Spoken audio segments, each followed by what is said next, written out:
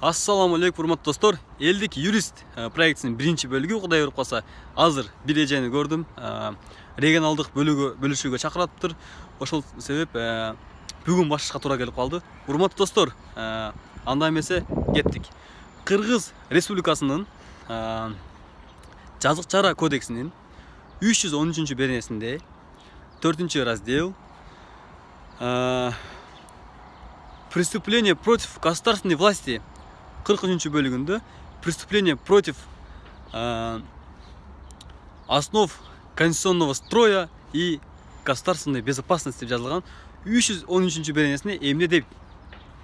Ал жерде мынтет: возбуждение национальной, расовой, этнической, религиозной и межрегиональной розни деп турат. Биринчи пунктунда мынтат да: улуттук жана региондорго бөлүшүүгө чакыруу, интернет жолдору менен же массалык маалымат каражаттарынын жолдору менен бөлүнүшүүгө чакырган адамды 4 категория менен жаза чара көрүнөт. 4 категория бул 7 жылдан 10 жылга чейин эркинен ажыратылат дейт. Регионалдык дегенде бул кандай болушу мүмкүн? Урматтуу достор, регионалдык деген кандай регионалдык жолдорго чакыруу бөлүнүү болуп калат деп суроо бересиздер да. Эми айтып берейин. Эгер сиз, Кудай сактасын, сиз бир кишини, сен мисалы мына жанагы эженин саясын айтып берейин, мына оштуктар деп айттыр эжечи.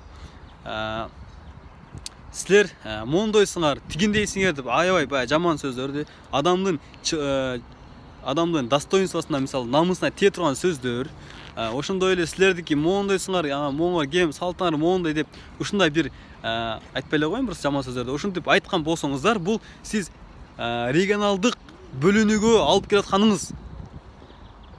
Түшүнүп атасыздарбы? Бул өтө жазасы, бунун жазасы өтө чоң. Муну оңой мындай койбойт. Сиз интернеттен айтышыңыз мүмкүн, массалык маалымат каражаттарын булактырмай айтышыңыз мүмкүн. Ошол себеп регионалдык деген сөз бул өтө кооптуу нерсе булчу. Ошол себеп, урматтуу достор, бөлүнүштүн кереги жок. Бөлүнбешке айтышка айткан абдан туура эмес. Ошол себеп айткан болсоңуз, Кыргыз Республикасынын жазык чара кодекси боюнча 7 жылдан 10 жылга чейин камалып кете бересиз. Анан дагы административдик штраф дагы бар, аны да унутпаңыздар.